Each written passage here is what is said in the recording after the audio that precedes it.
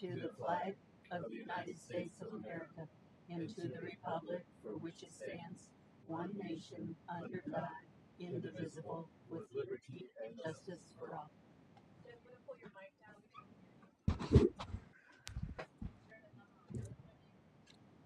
Yep.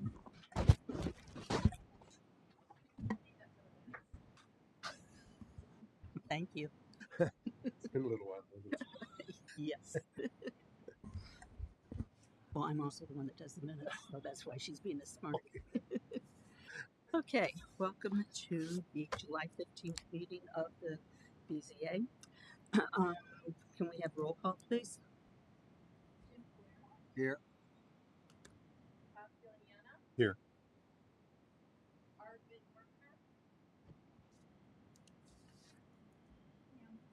Here. Here. Thank you. Any correspondence? Yeah, we received 2 emails in favor of Sanders that Monica forwarded to you guys today. Okay. All right, our first case is old business, and it's case UV 2023-23, Michael J. Fenchak, 325 North, 725 West Hobart. Zoning is rural residential. Acres is 5, and the request is a motion to deny. Petitioner is no longer in need for the use variance permitting the operation of firearm business out of the home. Motion to deny. Second. We have a motion and a second. Any discussion? All those in favor? Aye. Opposed, same sign. Okay, motion passed. It's denied. Then we go to new business. For new business cases, we have rules of conduct for public hearings. At a public hearing before the board, the petitioner or proponent shall first present the facts and arguments in support of the case. Those who oppose the petitioner shall follow. The petitioner shall have rebuttal time at the conclusion of those opposing the petition.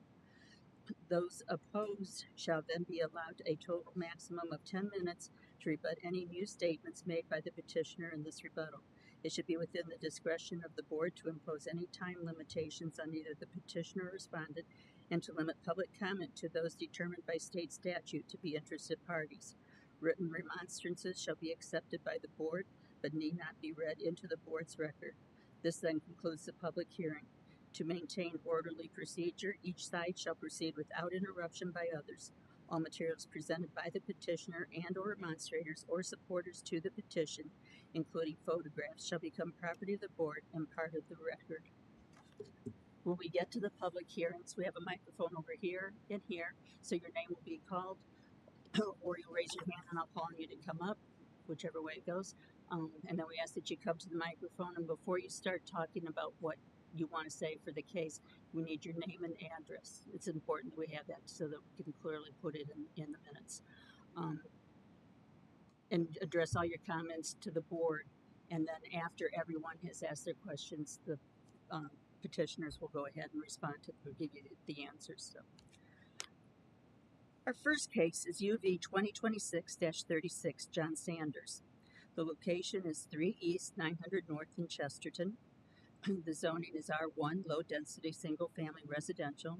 The acres is 5.36, and the request to continue the sale of farm products that are not seasonal and or produced on the farm.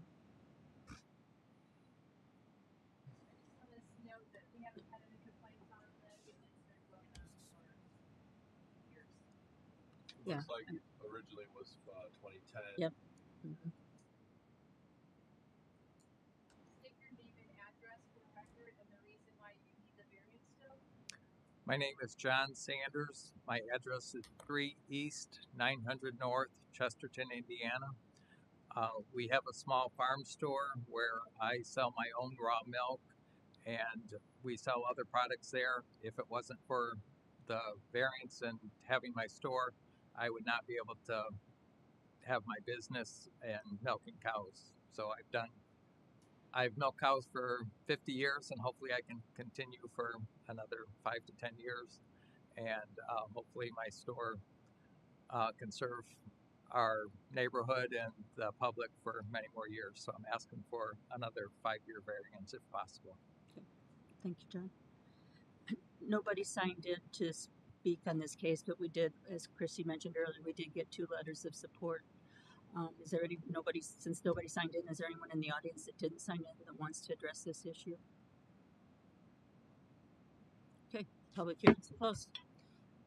Jim, any comments? No, I'm totally fine with this. I can't see anything though. I don't know what the conditions were before, but I would be fine with extending it with the same It was 5 years. assuming no signage and Right. all that normal stuff. But I can't see any of that.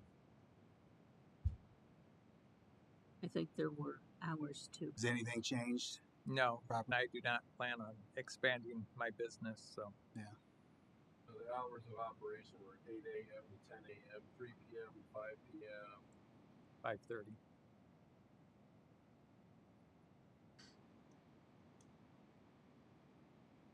That was it. Yes. That was the only stipulations. Yeah, I'm fine with it. Doing another 5 years with the same conditions. Okay. I've stopped at your store and bought things. It's a nice store. Thank you. I'm fine. I'm in favor. Okay. I have nothing. I think it's a good business to have there. So, do I have a motion? Motion to approve UV 2026-36 for 5 years with all the same original conditions as previous. I'll stop. Thank you.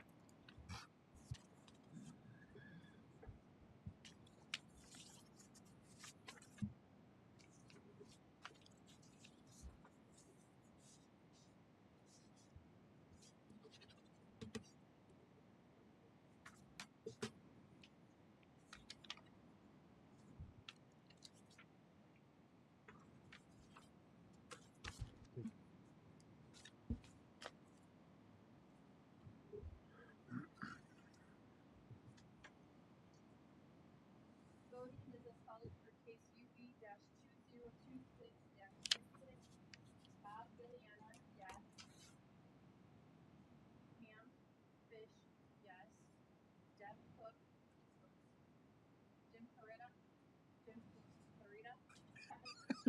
Debbie. Motion carries 4-0. You've been approved for 5 years. Thank you. Thank you very much. I appreciate it. Thank you. Thank you. Okay, our next case is UV 2026-35.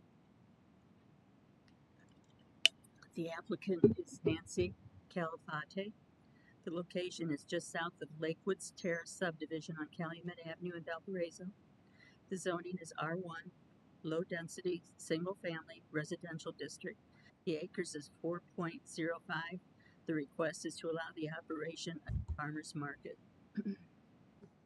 We need your name and address first. And My name is Nancy Calafati, residing at 122 Phillip Lane in Lakewood Terrace, Valparaiso. My husband James Coleman and I also own 154 Johnson, an adjacent property to the subject property, which we call the Edge of Liberty because it's at the corner of Calumet and 600 North, which is the edge of Liberty Township. 1 month shy of 10 years ago, in this very room, neighbors came together to oppose intensive commercial development on that property because we wanted to preserve the rural character of this corner of Liberty Township. That same vision inspired what we have built there instead.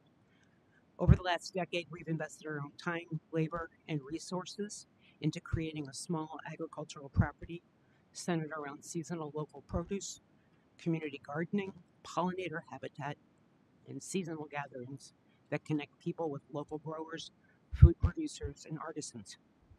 We listened to the community when they wanted this property to remain rural. We spent the last decade building something that reflects those values. As that use evolved, we worked with county staff, most of them in this room, and filed this variance application to make sure everything is properly aligned going forward. We believe this use preserves open space, supports local agriculture, and provides a positive benefit to the community while remaining compatible with surrounding properties. Thank you. before we open the public hearing, does staff have any comments they want to make? They did appear before the Development Review Committee. That was on, this dated, but it was 7-10 days ago. 7-2. I did not attend that part. I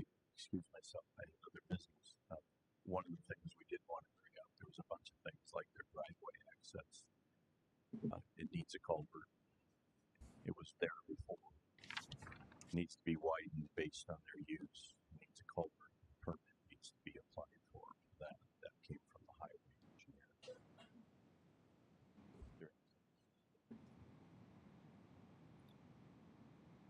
And the ditching drainage within the highway. I think there was to be some clearing, but I think the site distance inspection and being able to move the water.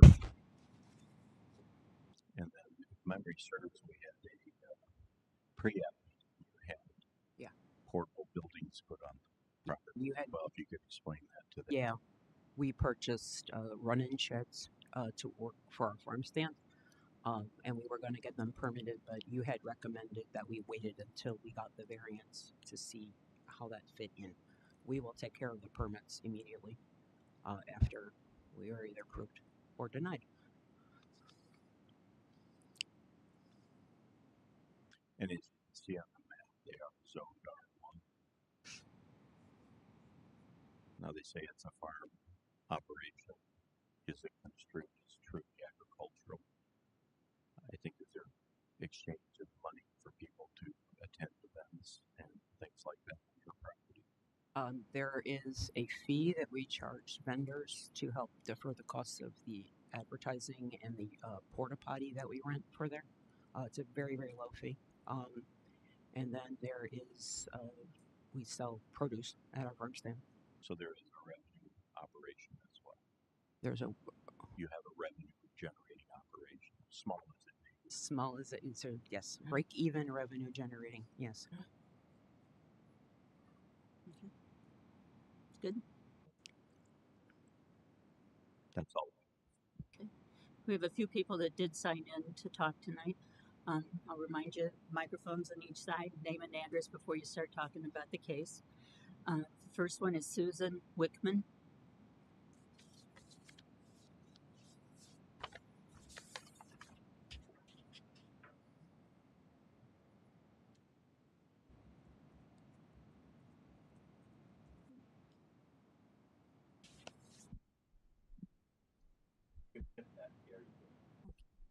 My name is Susan Wickman. My address is 477 East, 830 North, Valparaiso, 46383. My husband and I, Larry, we have been gardening at a garden plot at this place here for about 9 to 10 years. It's very rewarding. We do tomatoes, peppers, cucumbers, beans, and it's very rewarding growing your own vegetables and having a place that you go and you watch the stuff grow and then you do it. I would like for them to be able to keep this because I hope to keep on gardening for another 5 years or so.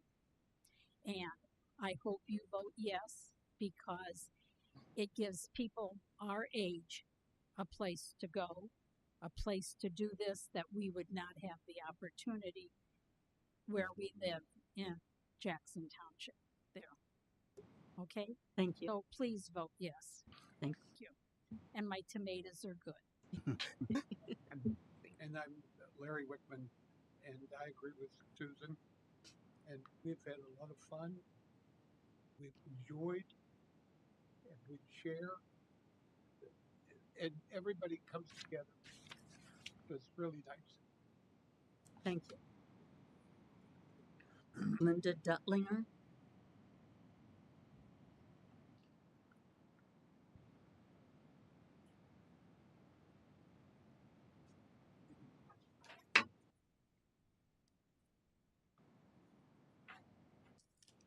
These are on my remarks, so I assure you it won't take too long.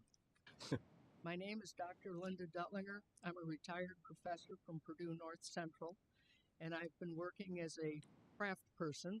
Crafters is what we call us out at Nancy's place, and I'd like to talk about that part that she would like to see us continue to do.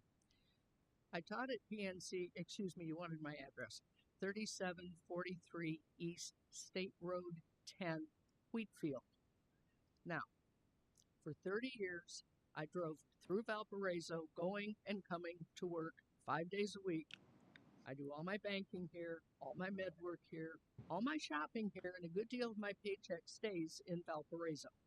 So I have always got a vested interest in what you're doing up here. I retired from PNC, and my sister asked me, would I be interested in doing some craft work, which she was doing. I said, sure. So we got into it, and we soon found that she had talent and I didn't. So I brought in what I make. Ta-da! I make a sign that simply has VHS or any high school name or college, whatever you would like. There's hooks on the bottom, so it's practical. Hook on the back, you can hang it up, and you can hang up your keys, lanyard, whatever it is that you need to do. For this, I'm going to charge you a whopping $5. I don't sell a lot of them, as Nancy knows, but I like it and it's fun. You are also break even. Long story. This would go under her category of low-impact community gatherings. There's two groups of us that get together on every other Sunday, and I'd like to stress that. First of all, we only go when it's nice weather. It's every other Sunday, so we're not there all the time. It's a fairly quiet, subdued group. We do fine. I'm 78, and I'm one of the older ones there.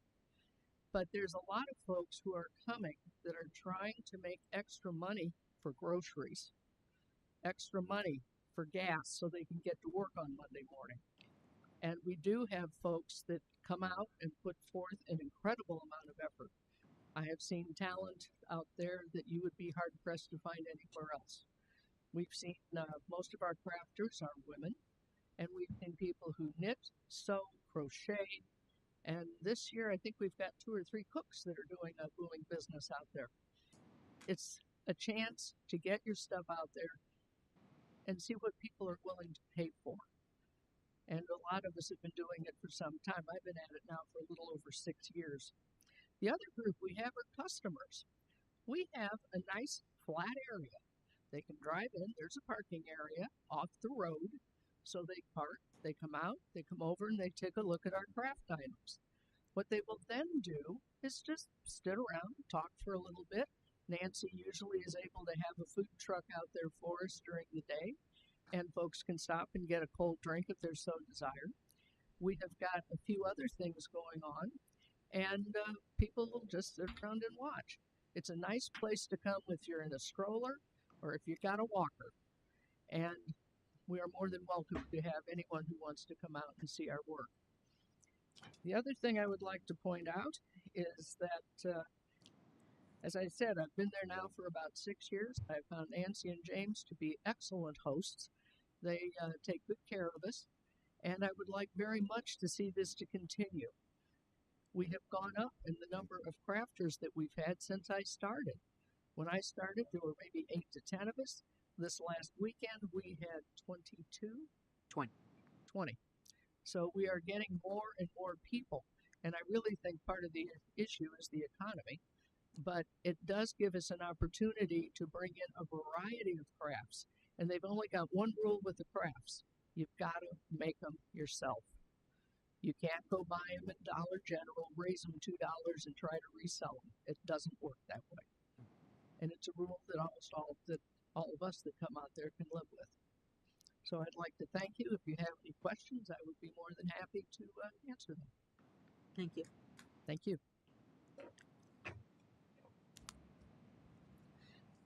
Next on the list is Kelly Swart.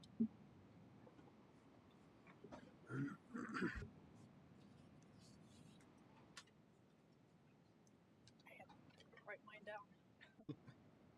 Good evening. Can you pull the mic up a little bit? Sorry. Thank you. My name is Kelly Swart, 3090 South, 250 West, North Judson. I've been a beekeeper here in Valparaiso for about 10 years. I appreciate the opportunity to speak tonight in support of keeping Edge of Liberty an agricultural and community-focused property. I can only speak from my own experience, and my experience with Edge of Liberty has been nothing but positive. Our hives have been located on their property, and I've seen firsthand what a great environment it is for honeybees. Bees need healthy forage, open space, and a variety of flowering plants throughout the season. That's becoming harder and harder to find as more farmland and green space disappear.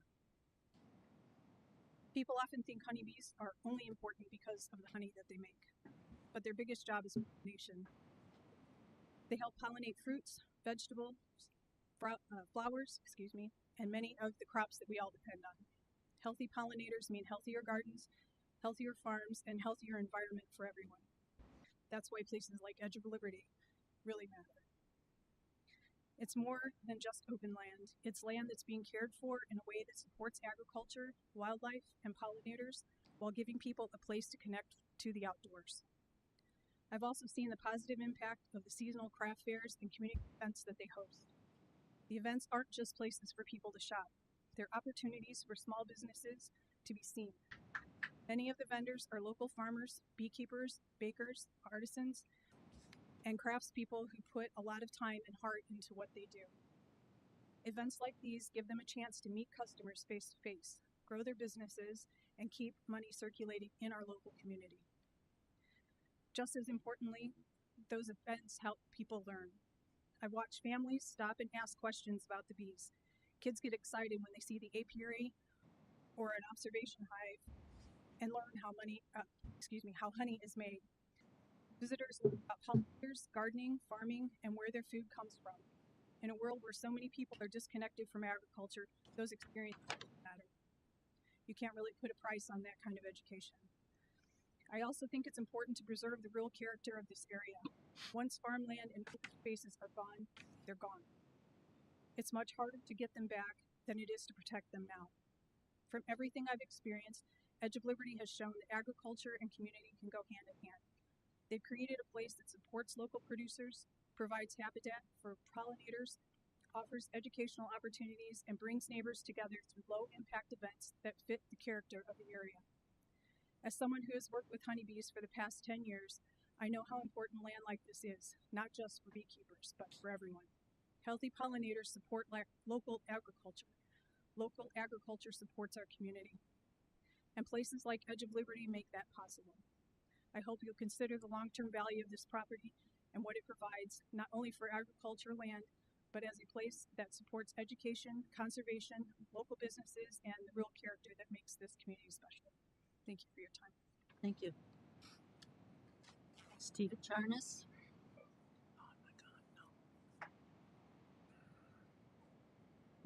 You can go there. Yeah, it's Okay. okay. I move. How you doing? I'm Steve Charnas. I own 581 North State Road 49, 583, and have 12 acres across. You know, I hate to pop the bubble here. I have nothing against anybody's plans and dreams of a business, but when it affects mine, I have a drainage problem. And for years, that whole area, I've dealt with it, okay? My father bought this mobile home park in 1972, and all my family died. I'm the last. My job is to maintain the hand of town. The back of my property, when we put our storage buildings in, we put drainage ditches in all over. And we actually, in the back part of our property, we took the back half, if not third, and put drainage and ditches in that to get it away from going down to Calumet. Okay? And now, no offense, I don't know how high you raised that property, okay, but he filled in the ditches with mulch in that, and now when that water hits 600, it comes over to my side. And I posted pictures on the drainage board. My park gets flooded. It literally goes under the buildings. Calumet one year, 2020, I had to stand out in Calumet because the whole road was covered. It went from my park over. Now my park is supposed to go north. There's an oak tree on my property with a ditch that goes over to the middle. It's down here. It goes to the middle and then down through. There's the park. If you go up, there's a tree up here. There's a drain pipe that goes over. What actually happens is it all backs up. It all comes down to my park, the whole entire park. You have to see it. It's horrible. My tenants, I feel sorry for them. They got stuff all over their motor. I just spent $450 with the water department and sewer because they had to power wash the streets or their driveways and their homes because there was mud and debris all over it. It all comes and you cause part. I'm not saying you're the total fault, but you cause part of it, okay?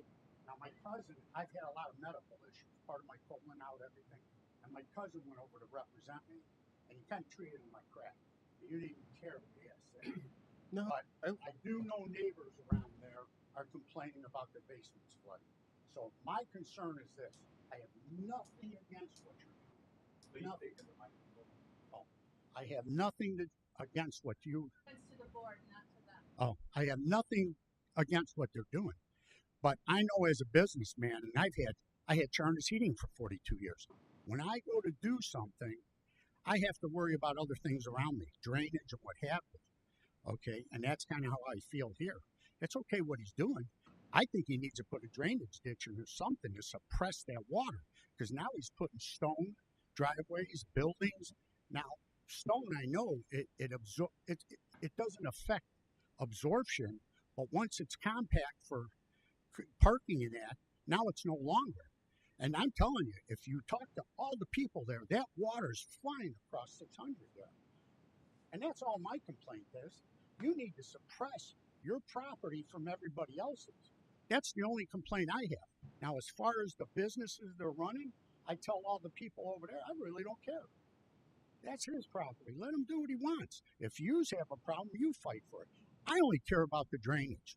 I'm going to end up having to replace my streets. Who's going to pay me $100 and something thousand? You know, but that's my complaint there. I don't want to see it unless something's taken care of. And you can't blame me. I mean, I've been here. Our family's been here since '72, and sure, it ain't the nicest park, but I'm trying. Okay, but I won't allow it to get damaged this way. I'm sorry. So that's my complaint. That's all. Thanks, Steve. You know, sorry. Staff, would you like to go next? That's all that's on the list, or would you like me to finish the? Okay. Anyone else in the audience that did not sign up? Okay.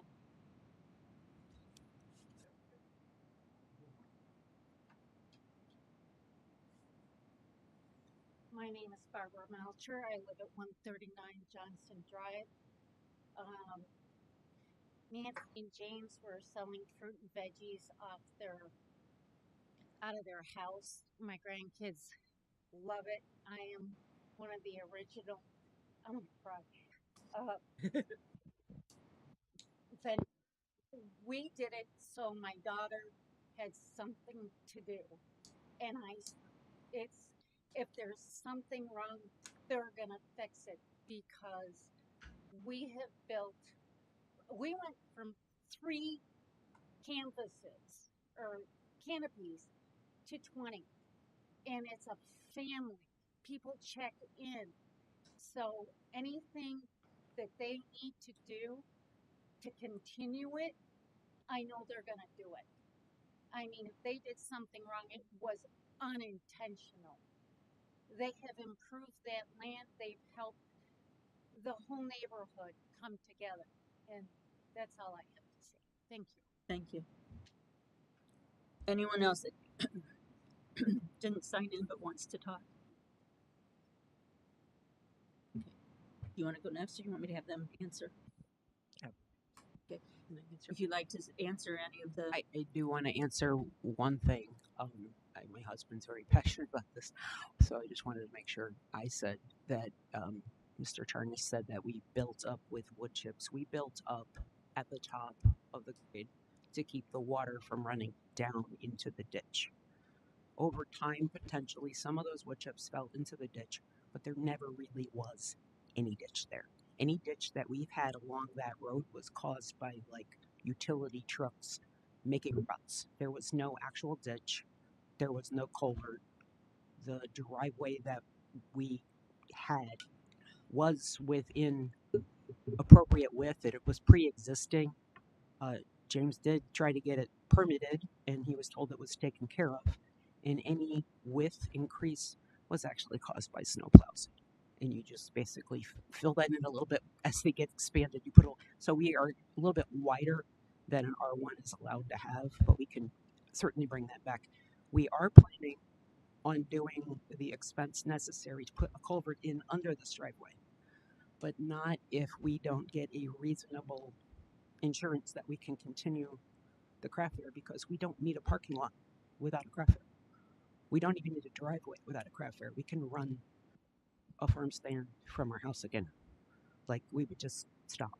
So, okay, he's told me I've talked too much. Did you want to say anything else? No, I mean, we fully intend to put the drainage ditch over it in as soon as humanly possible. And it won't be an issue. Most of my landscaping is to contain the water. Because we want the water. Yeah, I grow plants. I need the water. And we've been in drought for how many years up until now?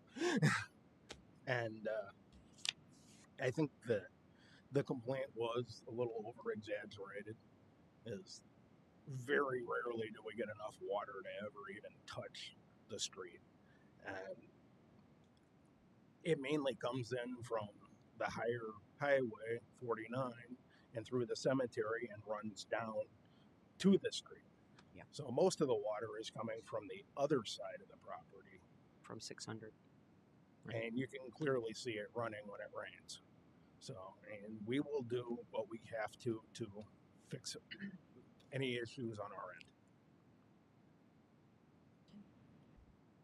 We're going to go ahead and close the public hearing and go back to staff comments. And some additional clarity. The reason they're here today is because there was a drainage complaint, not the one that was presented to you here. This had to be somewhere around the perimeter of the property. I believe to the west or maybe somewhere there. To the north. Staff went out there and found it, and it's when then we discovered they were having this operation going on without the proper variances or permitted uses, etc. like that. So that's why we're all here tonight. It started for there. They came in for a pre-app meeting. As far as the drainage complaint, that's still undetermined. They have a reason to believe it's not really a big issue, but we want to see when we get another big storm, which we've had this spring. Second, back to the driveway, that is a permittable function. So if you decide to go forward, they're still subject to other rules. Tonight's not the end of it. They will have to get a driveway permit to properly permit the driveway according to our standards with the culvert, etc.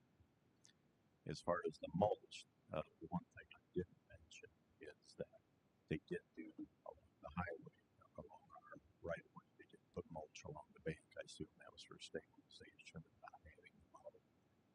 But the concern of the highway engineer is the mulch is transportable when it gets wet or rain, heavy rain on it.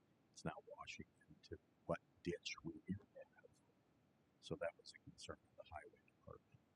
And then lastly, because of the operation they're doing, I think it would be a requirement that they would have to do some form of development plan on how they're managing the water and all the other pertinent things that go with, development of that property based on what you decide to do. So those are things for you to consider. Thank you. All right, we'll go to comments from the board. Bob? I know this has been here a very long time. I'm fine with it, but I think they need to follow whatever regulations come up that the county, the highway department, stormwater requires them to do to continue with the operation. Okay. I'm also fine with it, but I agree with you. You have to take care of whatever drainage issues you have on your property. Oh, Guessing all of that water is not coming from just your property, but what you can control, you obviously should control, and just follow the rules, the statutes of what you're planning on doing there. might I add that neither one of us have any kind of background in this. Then simple things got away from us, and we didn't know exactly what we were doing, but we missed our opportunity to sit down with the county. And that's all we're looking for today, is to get our seat at the table back so we can fix everything and do it right. Jim? Okay, Jim? Is it on hold right now until we get the variance and until the DRC? I guess it's the middle of summer. So I guess. I told her she can continue until this meeting to decide if she needs permits for her structure or what, because it wasn't a complaint that came in, it was a stormwater complaint, so no one's complaining that it's there. Yeah. So I didn't want to keep her visiting once a week. Yeah.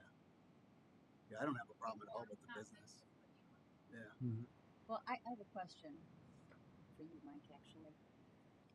If somebody does make a motion to approve, would that motion be contingent upon them following all of the procedures that they need to follow regarding the drainage and operating?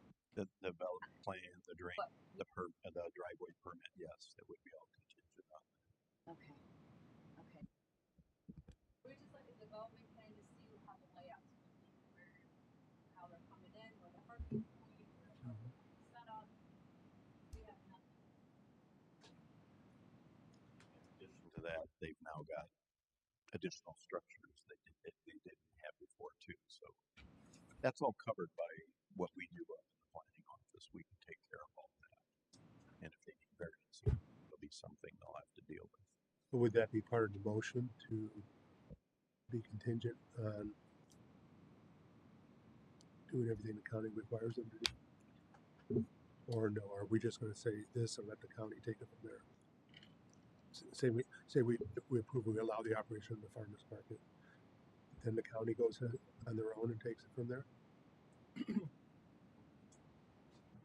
I mean, that's possible. I just am a little uncomfortable suggesting that without more information at this point at the use variance request, because we don't have the development plan.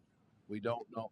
I'm not suggesting any of this is insurmountable, but I'm leaning more towards, I would rather this board, if they're going to approve a use variance, have a much firmer grip on whatever else needs to be done before it's okay. So in case, and I don't see it, but in case there's something that's more difficult to get around than not. And so I would suggest a continuance. Let the other processes continue. I think we can allow the use at this point in time.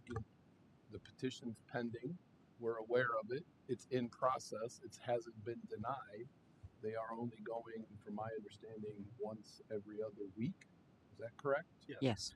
So 65 hours a year. a whole lot of use at this point, or intensity, for lack of a better word. So my suggestion would lean more towards continuing it, allowing it to continue during the continuance, and require those things that staff would need to have, so we can come back and have a firmer idea of what drainage problems there is or isn't, what would need to happen with the driveway, what needs to happen with the driveway cut, The build those things. all those things. Buildings, those things. Again, Completely agree with that. mountable. Completely agree with that. Yeah. So what time frame are you suggesting? I think Next month. 30 days. I think we need to keep it on the griddle, so to speak, and such thing. And if we need to have it continued, I think staff can tell us that. And it all revolves around this development plan. That's what that is. Correct. Well, I think the development plan needs to show too. One of the things that the people that talked from the audience and they themselves talked about how much it's growing. And so issues that might be there now are only going to be more. And if they're following the rules And here forward, then it's standard. Well, especially the driveway. Yeah. You have a lot of Interjecting, I just want to let you know that we cannot grow anymore without actually destroying the whole point. Right? well, I mean, like, and part of what at you're running capacity. into without the development plan, we don't have an easy piece of paper to pick up and we can't expand anymore. It's expanded to this point. So part of what the questions keep circling back to having that development plan, which is just basically a piece of paper that shows where everything's going, where the driveway, the parking lot is, where the driveway cut are. If we have any drainage issues that have been dealt with, we know that. Those are some of the questions that we're going back to because we just don't have that information in front of us. Madam Chair, do you need a motion? Yes, I do. Make a motion to continue case UV 2026-35 to our next scheduled meeting, upon which we will have further information. I'll second that. Can we do that by a voice vote? Okay. Okay, we have a motion to continue to the next meeting. All those in favor? Aye. Opposed, same sign? Okay. little more homework to do. Yeah, Fine. No, it's not fine. It's not. I don't know how to do a development plan. Who do I hire and how much is it going to cost? the county could. You could, Talk to staff, they'll help you with that. we'll help you out. Just talk. Okay. Okay. That is all that's on the agenda. Does anybody else have anything to bring up? Motion to adjourn? To move. Second. Second. All those in favor? Aye. Aye. Okay, meeting adjourned.